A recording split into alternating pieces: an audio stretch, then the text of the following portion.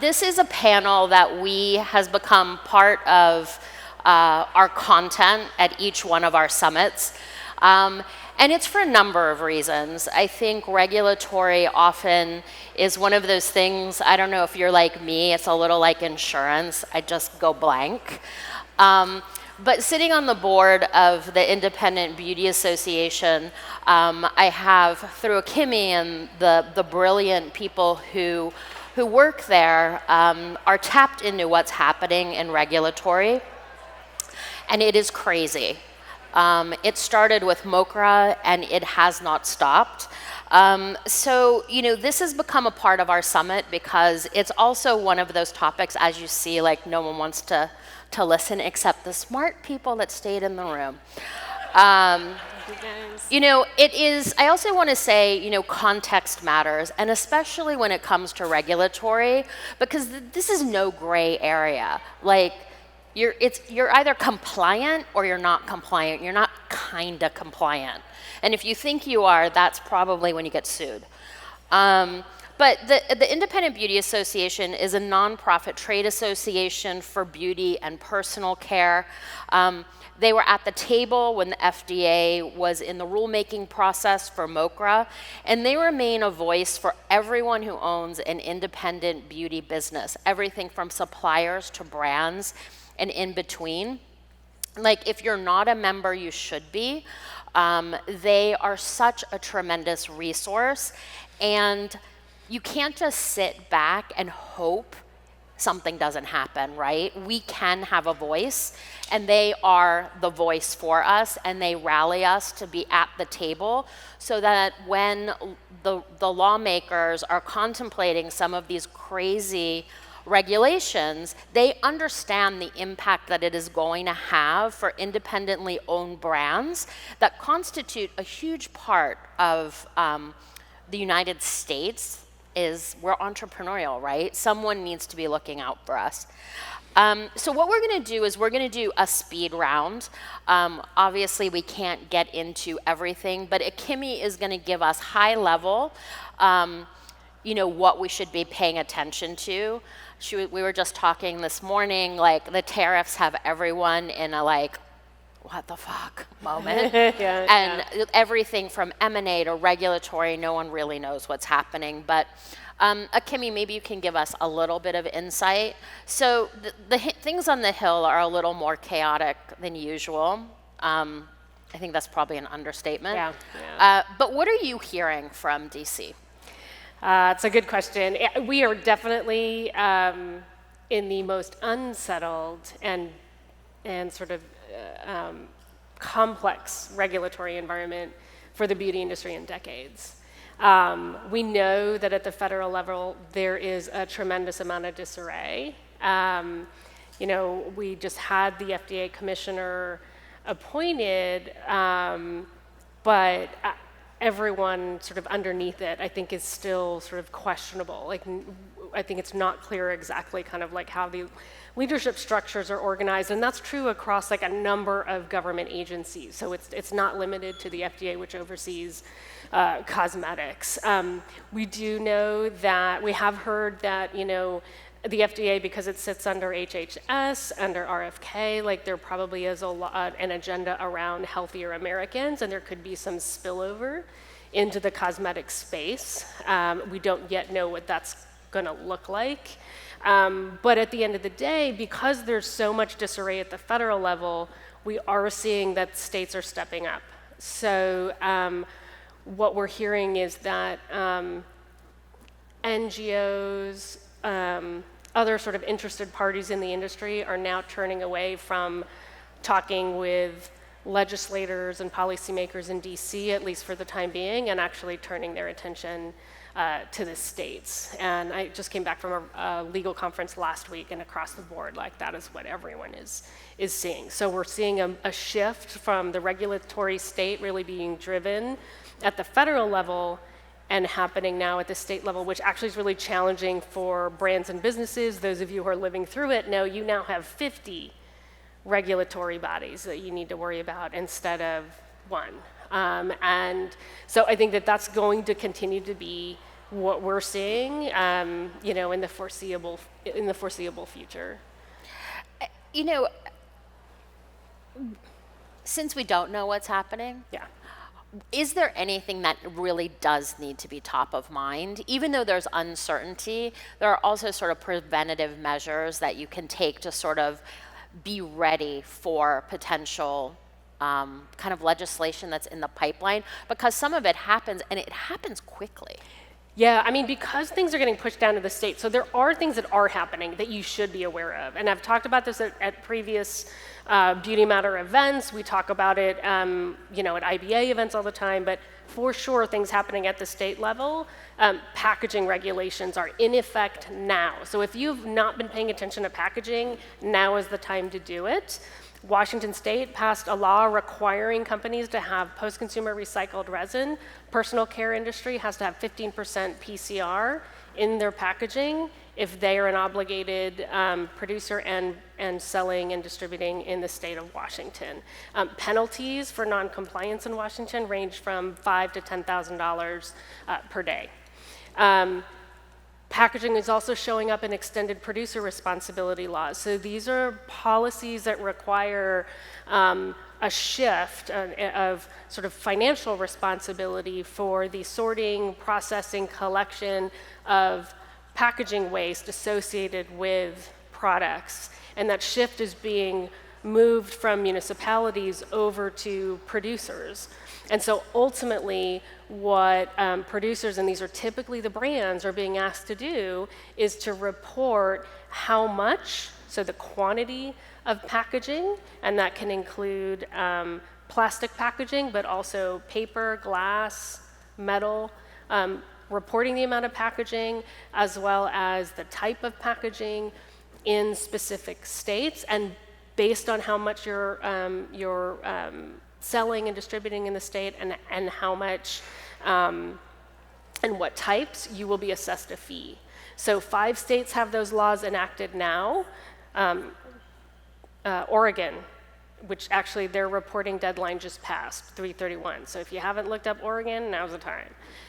Oregon, Colorado, California, which has the broadest law, as well as Maine and Minnesota. So as I mentioned, Oregon just passed their deadline for reporting. Colorado is up next. California was supposed to be up in August. Governor Newsom just sent that kind of back to the drawing board in terms of rules and regulations, but it is probably the biggest and most highest impact for the beauty industry, because that particular law, it's called SB 54, requires all packaging in every industry to be compostable or recyclable by 2032, which means if you are making product today and you have a brand and your brand has certain packaging, it has to meet these compostability and recyclability requirements in California by 2032, which means if you work backwards, I used to work as an operator, right? I was in product development, I was in procurement. I'm like, 2032 means I should probably a couple years out be thinking about manufacturing, which takes me to 2030, which means I need to be doing all that development work in probably 2028, which means I need to be looking for alternatives in 2026 now. And I don't know if those materials are actually available for people to find, because you've now got to test all of your products, your formulations. Do they work? Does your branding work, right? So these are laws you really do have to pay attention to because they are in effect right now. The last one to pay attention to, I'll just highlight, these are sort of all of a flavor, is Washington's Toxic-Free Cosmetics Act. So this was an act that had sort of a list of restricted ingredients. These kinds of laws are perpetuating across the US, and it's almost like the same list is going around to every state, but there's like a little bit of a nuance in each location, and you as a brand really actually have to pay attention.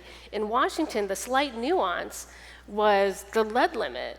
So for years, at the federal level, you had a lead limit of 10 parts per million. You could have a certain amount of lead in your product. Washington said, actually, we think it should be a lot lower. We're going to make it 1. It turns out there are a lot of products like you just cannot make because you will never be able to get down to that limit. Some of them are colors, some of them may be in hair products. There were just a number of issues where you could not guarantee that you could get down to 1 ppm. And so That is one, like IBA actually did some work along with some other industry groups to really educate the Washington State Department of Ecology of like the impact of that, which largely meant like a lot of companies wouldn't be able to sell their products in the state. But that is one that's in effect right now, and so you want to make sure that you're checking your products against some of these ingredient lists and making sure that you are compliant. You know, the fines are just, they're not small, and I think what we're also seeing is that we call it the plaintiff's bar, but like where you see a lot of class action lawsuits or a lot of lawsuits, like this is where some of that is coming up, particularly because California allows for there's almost like a truth. It's not a truth in advertising, but it's almost like, are you really representing that you are, compliant with all laws, in the country? And if you're not compliant with some of these state laws, then you're not compliant. To Kelly's point, you either are or you're not. Yeah. So there are definitely a number of state laws that are in play right now. And if you haven't looked at them, look up EPR, post-consumer recycled resin, and ingredient laws. And I think we're trying to plan a webinar together where we will go much deeper into sort of this whole EPR thing, because it's quite complicated. And in some respects, there's a big question on how do you even track it. So we're going to work on a webinar where we can go a little bit deeper. Just to that point too, like I've talked with people and they've said, if you read the law, it says single-use packaging. And the one thing that I would tell you is, people have said, that's not me. That's a sample. I don't do samples. That's not me. Yes, it is you. Because the definition of single-use packaging is that you did not produce this in order for it to be refilled, right? So if you have a shampoo bottle, but like you have multiple uses out of it, but then you throw it away, you're not reusing it, you're not refilling it, that is considered single-use packaging. So don't look at that and think like, oh, because I'm not doing samples, like that doesn't apply to me. No, read the definition of single-use packaging. So, Akemi, I also want to just touch base on, like, yes, there's a lot happening in the United States, but there is a very robust pipeline of legislation happening in the EU as well. And so for most of us, the first place that we export to is the UK and the EU. So what are some of the sort of the big legislative things that people need to be aware of on that front? I think probably the biggest thing, and there's sort of an opportunity for industry here, is the cosmetics regulation. So 15 years ago, the cosmetics regulation was passed in Europe. And I think even the EU commissioner, like the sort of the head of this vertical, is sort of like, hey, look, enough time has passed. Like, we just want to see, is this doing what we thought it was going to do? Is it efficient? Is it effective, right? And I think the big question that they want to understand is it allowing the EU to be competitive? And this is the big question that they're wrestling with right now. And so we anticipate actually later this year, they're going to send out a survey, and they are particularly interested in industry stakeholder feedback, right, around this. And so, yes, this is for the EU, but I think they are also very interested in international feedback on this. And so I think once that survey becomes available, this is an opportunity if you as an individual company want to weigh in, and say whether you feel like these, the regulations in Europe have been helpful or not. That's an opportunity to weigh in. I think industry groups are going to weigh in. They're going to try to get that evaluation wrapped up by, early 26. But I think that's probably the biggest one. There's like a handful. There's like a lot of other sort of packaging laws, and they're sort of all they're not very clear right now. But that's, if I were to look at like one really big deal law, like that's one that you have an opportunity to kind of get in on this year. So also, the Independent Beauty Association, a tremendous resource. I have been a member for almost 20 years. Every single brand I own, that's where we got our certificates of free sale. And when we didn't know what to do, we called them up. Also, any client I had, I was like, you have to join. It is also for your entire team.